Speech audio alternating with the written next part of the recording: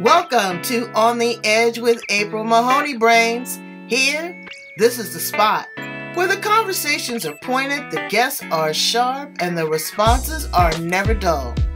Did you bring your thinking caps? Because it's time to put them on. Because the conversation starts now.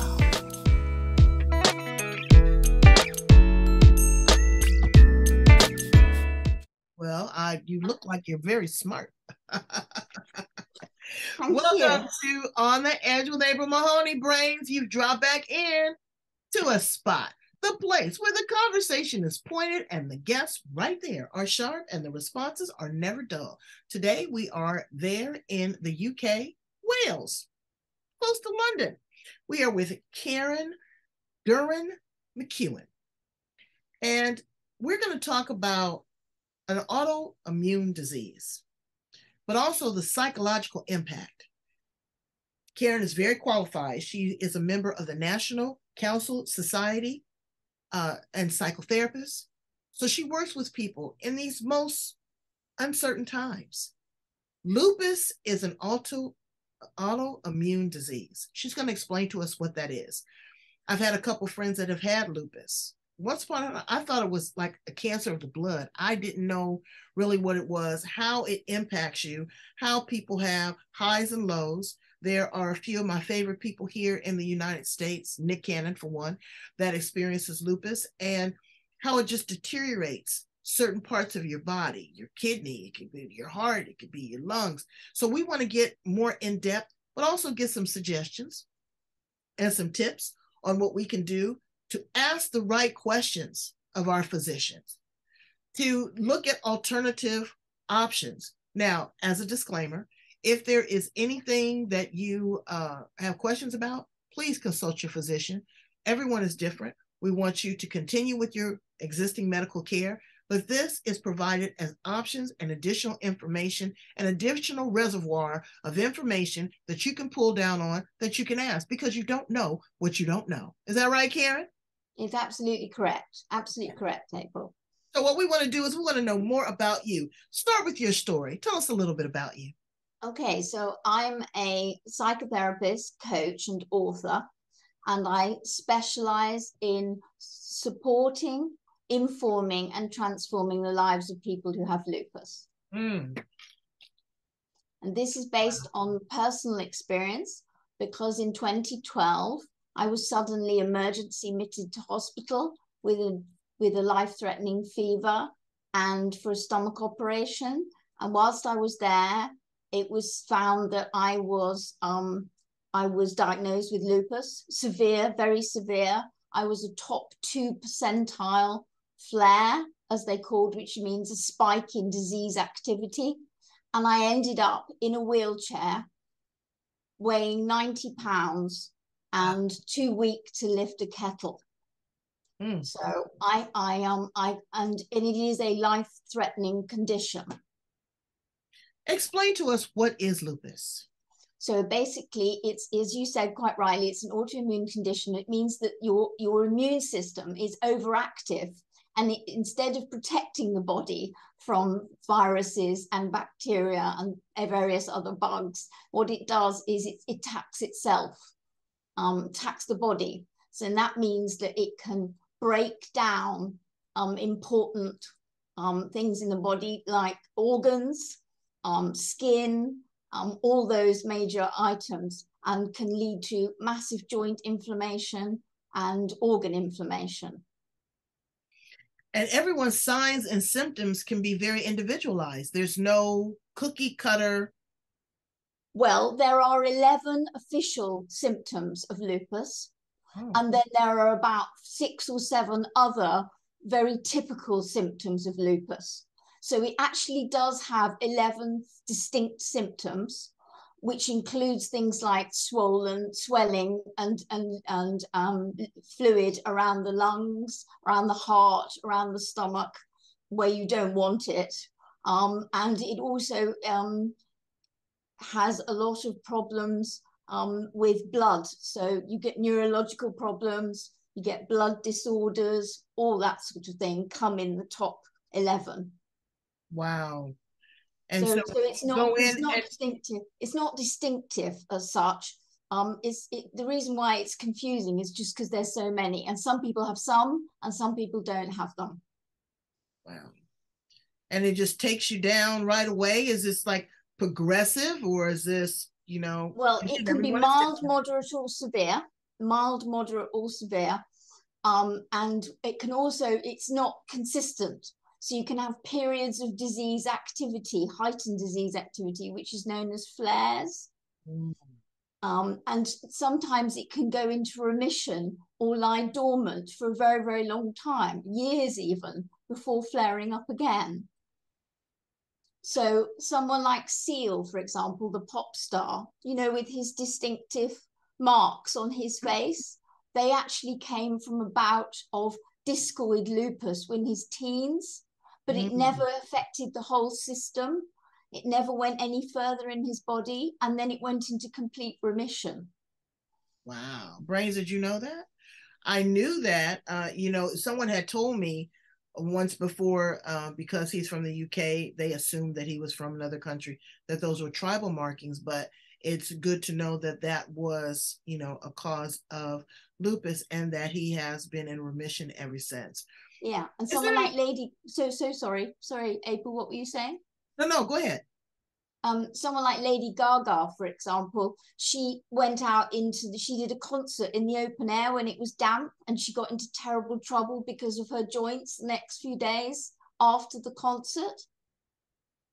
Is she a victim of lupus as well? She has lupus. And someone like Venus Williams had a co-morbid condition to lupus called Sjögren's. Do you remember? She had to take time out from tennis for a period of time.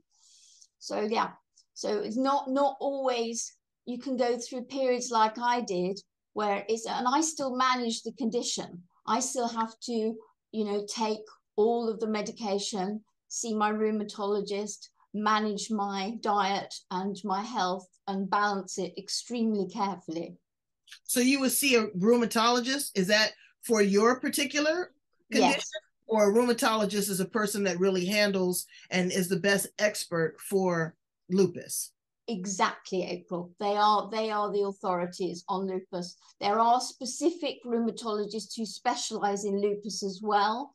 And there are centers of lupus excellence in the UK, for example, and Johns Hopkins in the States is the absolute pinnacle for information and for physicians about lupus in the US. Let me ask a question. Again, Brains, I'm just asking a question. The world of stem cell research is really at the forefront right now. People are really integrating that. And I know that you're not a physician, but is that something, because I know some people here that heard that people are researching the possibility of stem cell research and implementing stem cells, using pluripotent stem cells to rejuvenate and reactivate. I don't know. Have you heard anything about that?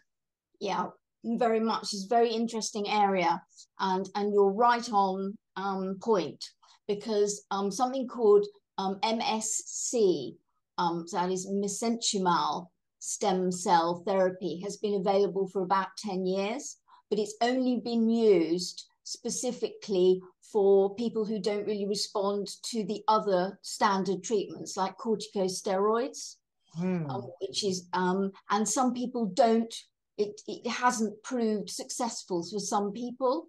However, a paper was released in September of 2022, so just in the autumn of last year, where they said that they had taken just 5 patients, 4 women and 1 man, and they had been able to get complete remission within 3 months and complete drug remission within 12 months. Wow. So they're very excited about that. And that's called CAR T cell therapy. And that's the new one on the map, so to speak. And they think that that will be an extremely exciting prospect for severe lupus. But of course, they only trialed it on 5 people. They've got to trial it on a lot more. But the whole of the area post-COVID, and especially looking at things like long COVID and wondering how long COVID was triggered, an awful lot of money and effort is being put into this area. And I'm very hopeful that lupus will benefit from it, April. I do too. I do too. You know, there's a lot of things that we are exploring, and other countries are a lot more exploratory. You know, you can go to Sweden, you can go to Switzerland, you can go to, Europe, and they have more progressive clinical trials. But here in the United States, we've got a protocol, FDA, yada, yada, yada, yada. You got to go through all of that, and which is important too, checks and balances. But people do have options and have choices. Let's talk about their mental health, though. When you go into the hospital and the doctor comes in and he says, patient X, we have some unfortunate news that you have this debilitating disease. It's called, we'll say lupus, but it could be anything right now. Your elevator goes all the way to the bottom. The first thing that you think is death. You don't think of there's options. You got to build yourself back up to want to fight. But in that fight, there's struggles. There's going to be a different barrage of different treatments and medications that may work, that may not work. People that support you. There's always going to be someone that's going to be the internal optimist. It's going to be, you can do this, Karen, you can do it, April, you'll make it through. And you look at yourself in the mirror and you go, I'm wiped out. Yeah. Where do we go, Karen? What do we do? How do we support people, number one, in those spaces? And then two, what is the conversation that we have with ourselves? Yes, you are completely right. Because it is currently an incurable condition, it is a devastating, life-changing illness for many. And that, people that the jobs they love that they can't physically do anymore, and they may not get the support from friends and family that they hope for. One of the reasons why I'm on air, and I'm very thankful for you for promoting this, is because it's quite a mysterious disease. People sometimes don't understand how severe lupus is and how much support somebody needs. So when I'm working, for example, one of the first things I'm there is just to be there as a support and an understanding for what they're really going through in a completely confidential and private space, so somebody can pour their heart out as to what they're really feeling and just how scared they are. How scared they are, and then they want to be strong for others. They have no idea of what kind of treatment they're going to get. I've got one gentleman that I introduced you to that is a warrior here, yes. African American, yes, man. Number one, men here, African American men don't like doctors. They don't go. So he's really a warrior with regards to that. But he just had a, what did you call him again? Like a spell. He had a flare. He had a flare. Yeah. And I was worried because it didn't look real good. No. There was a lot of blood transfusions, and he had to be on dialysis a lot. But he still forged ahead and wanted to support others. And I think after he had got out of the hospital, he went on this walk for lupus to raise money, and that just lets me know that there is hope. To whom much is given, much is required, whether it's good, bad, or indifferent. And there are some sacrificial lambs. There are people that are going to go through things to be a true testimony and testament to the power of faith, medicine, and the will to live. Yeah. And you working in that space as a psychotherapist, I know you hear a lot. Yeah, well, one of the other things is that a lot of people take an awfully long time to be diagnosed. So the average time for diagnosis in the UK is 6.4 years. So many people, and 54%, there was a study done in 2018, which said that 54% of the people had been diagnosed with something else or had been told that there was nothing wrong with them. And many of those had been told that it was psychological. Now, because I'm a psychotherapist, and a 10-year lupus specialist, I'm in a really good position to turn around and say, no, that isn't in your mind. That is a lupus symptom. Okay, so I can provide that reassurance, you see. All right, so someone comes to you and says, you know, Karen, I need help with this. What are some of the questions that they may be able to ask? Everyone is different, but some of the questions that they may have based upon some of the symptoms that you gave us to ask their physician, or maybe some tests that they need to take if they feel that it is something beyond, you know, the normal. Yes. Well, I mean, the thing is, one of the two big symptoms that come up for lupus is chronic pain, severe pain, and rashes, strange rashes. The classic one is the malar rash, which is the one that goes across the face and across the cheeks. It's a very distinctive lupus sign. Not everybody has it, but it can be that. And some people get them and it's dismissed as rosacea, or it's dismissed as you know, just normal pain. But in my experience, it can be very severe indeed, and they're disbelieved. And what I tell people in that situation is, look, you know your own body. If you know something is horribly wrong, then you just keep going. And one of the things I do an awful lot is to say to people, go get a second opinion. Mm-hmm. You know, go get a second opinion. Don't give up. You know, we have to be our own healthcare advocates. What I suggest is that you keep a journal. You know, I was taking a medication and I found that it was not doing well by me. I take it, a few hours later, I have a couple symptoms, you know, I go to the bathroom, I do, you know, this, I do that. And I would be able to take that information, because I've documented on a consistent weekly basis, 2-week basis, back to my physician and say, hey, look, this is what's happening as a result of this. This was not happening before. Can we consider this? Can we do another blood test? Do you know of anything else that might be in alignment with this? Should I see another specialist? You have to ask these questions. Your doctor is wonderful, absolutely wonderful. But here in the United States, 15 minutes, 20-minute exam. That's what you get. Yeah. And so they will write a prescription and hope that that works. If not, you'll go back, or you'll go back, you'll go back. You end up in an ER. And when you end up in an ER, then you get a complete workup, and then you're completely shocked because you don't know. Doctors are doing the very best that they can.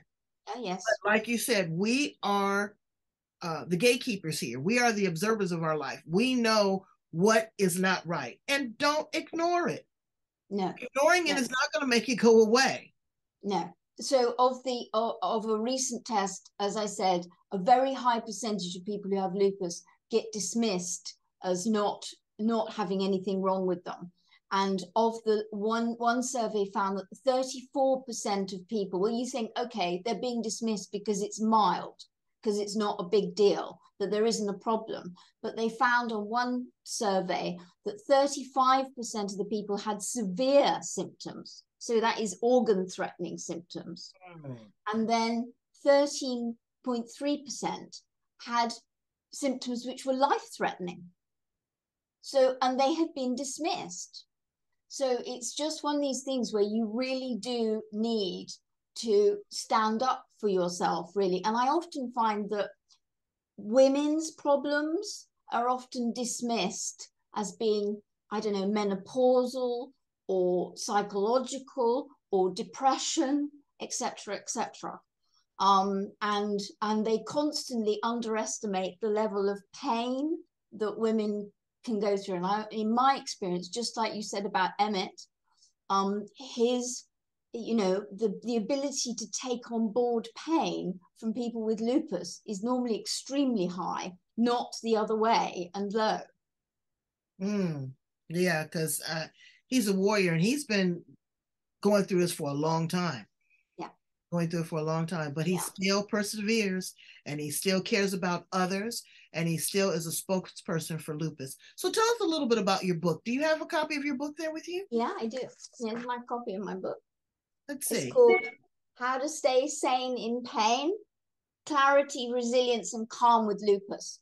When I was in a wheelchair at my first consultation, when I'd been diagnosed, there I was under a blanket because I was so cold because I was so thin. They basically gave me a little leaflet, a little fold out leaflet. That was it. This incredible thing had just happened to me, and all I got was a little leaflet. And I remember one line in it which said, "If you're tired, rest." And I remember thinking that was about as helpful as a chocolate teapot. And so I thought, okay, well, I'll be able to go on the internet and I'll be able to find everything I need and I'll know everything I want and I'll know all the basics and it'll be easy. Well, the information was there, but it was scattered all around the world on websites. Some of them just made you feel worse because they were so scary. Right. And so what I tried to do was write a basic handbook, a sort of what I would have liked to have had when I was first diagnosed. Well, that is amazing. And that took a lot of time and energy because you had to do case studies. You had to look at other people's symptoms. You had to look at the demographic. You had to look at racial ethnicity. You had to look at, DNA, so there was a lot that has been put into that. Is that in wide circulation? Or you? Yeah, it's on Amazon. You just literally, if you just Google me, it'll come up on Amazon. It's 5-star rated on Amazon, available in paperback and ebook, easy as pie, basically. So what is the pulse there in the UK as far as different treatment options there? Are they pretty progressive in that regard? Unfortunately, there hasn't been a huge amount of new drugs and ideas. Benlysta is one of the more recent ones that was specifically designed for lupus, but it's an injection thing. But still, the absolute bedrock is the antimalarials and the corticosteroids. And of course, steroids have their own problems. They can make you feel very wired, steroids. You can feel extremely hungry on steroids. One of the things I do is run an 8-week course on what to eat to beat lupus and to manage it correctly. And one of the things I do is provide a snack list for when people have the lupus, have the steroids and sort of snack attack, basically.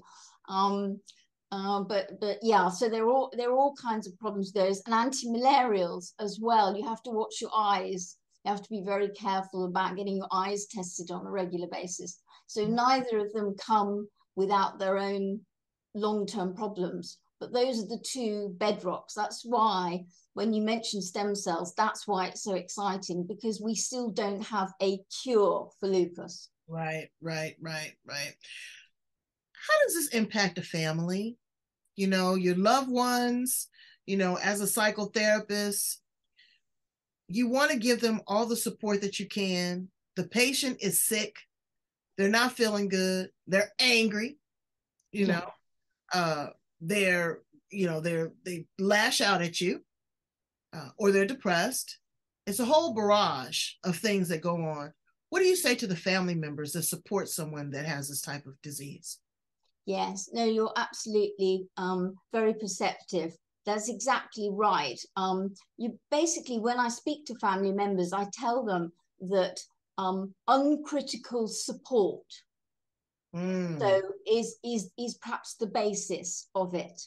So in other words, don't question if they say I'm not feeling well, take it for not feeling well, because lots of people try and fix people and say, well, you could think positive, or you could or you can get up and go for a walk, or you can watch TV. It's like, I don't want to do that.